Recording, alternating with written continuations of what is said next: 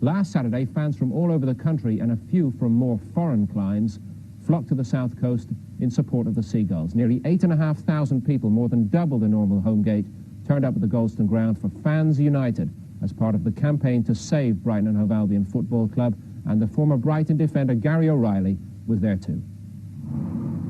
The Albion fans are not happy. They have seen their ground sold to developers with nothing as yet to replace it, and face the twin dilemmas of relegation from the Football League as well as ground sharing over at Gillingham. But in their darkest hour, their plight has not gone unnoticed, as fans from all over the country converged on the south coast to offer their moral and vocal support, known simply as Fans United. It was the idea of a 15-year-old Plymouth fan called Richard Vaughan, who is somewhere amongst this crowd, and I tell you at the moment I'm just beginning to choke up. The emotion of these people coming in is absolutely amazing. It's just overwhelming, all these people that have come to help out Brighton and stuff. How did you come up with the idea? What gave you the inspiration? Well, there's all these people, fans from all over the place, giving them a message of support on the internet, and I thought it'd be a good way of putting it across, isn't it? And them all turn up at the match. As well as Britain, fans from across Europe, America and as far away as Malaysia have beaten a path to the Goldstone via the information superhighway. I think it's important that supporters of every club just come and show the board that we need clubs like Brighton, we need the little clubs. We read about the Brighton and Hove Albion thing on the internet, and then decided to run a mini coach here, and we came here with 9 people from 5 different clubs in Germany. Peter Jackson, you have come all the way from Malaysia. Yeah. Why? Why? Why? I've supported Albion for more than 20 years, 25 years, and there was a calling, and I had to be part of this historic event. Board of directors have got to listen to their customer base. They can't ignore them. They can't just pretend they're not there. They are there, and they are very, very vocal base of anger at the moment with what's going on. We're used to emotion in football. That's what it's all about. And sadly, it's what these people in charge here don't appreciate. It's just a wonderful day. It's a very sad day, of course, but it's wonderful because it's got us all together. We all feel for Brighton. It started as a murky day on the south coast and turned into a carnival atmosphere as the two teams emerged to a bumper crowd of 8,500. And it wasn't long before they were treated to a feast of football. Albion took the lead on the 8th minute with Ian Baird converting McDonald's corner, setting the Seagulls up for their biggest win of this season.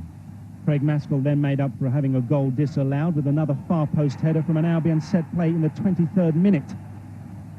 Then on the stroke of half-time, Maskell made it 3-0 from close range after Baird had done all the hard work.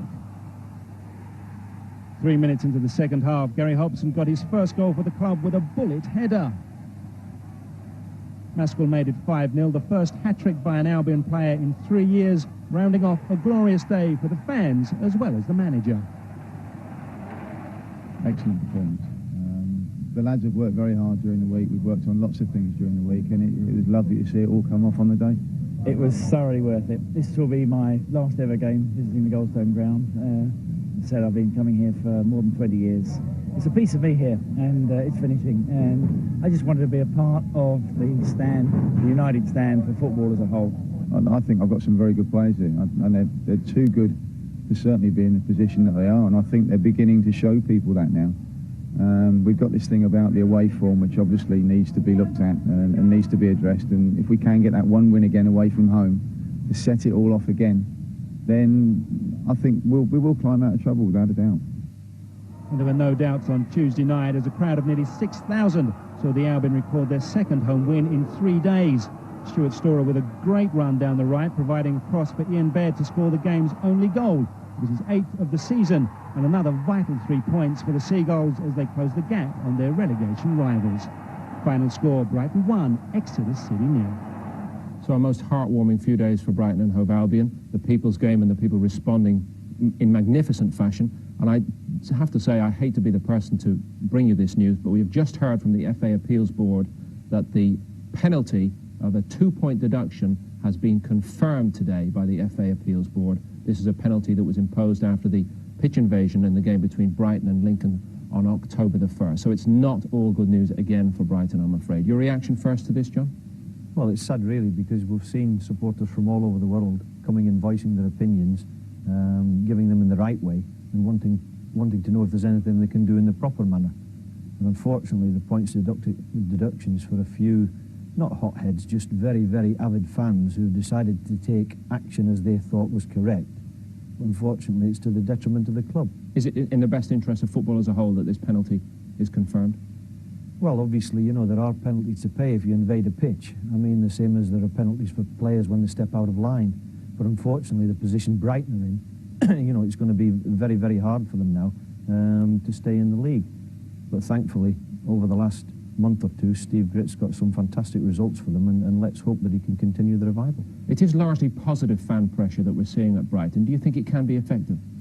Well, most certainly, especially with the numbers. I mean, they're talking about the last home match, there was a crowd of 6,000 people, which shows that, you know, there is a very large nucleus of fans that are willing the club to do well. And let's just hope that on the field they can continue with the results. Well, Steve Gritt has been tremendously successful. They were 11 points adrift when he took over. Here's the bottom of Division 3 as we speak now. Do you see them pulling it off and getting out of trouble? They look like they're building up a head of steam here, Brighton. Had they not had the penalty, I wouldn't have said that it was a panacea for all the troubles, but it would have been a tremendous fillip, I think, for everybody at the club. The one question I have, John, is that Brighton now, regardless of this decision by the FA Appeal Board, on the field they seem to have a shape and a belief again, and that would surely worry the clubs above them: Doncaster, Darlington, Exeter, Hereford. Well, I would have thought one or two of the clubs above them will have breathed a sigh of relief that they haven't actually been given the points back. But as I said earlier, you know, Steve Gritt at the moment has got the players playing. I think they've got a little bit of belief in themselves, and there's nothing wrong with seeing the end of the season and playing well.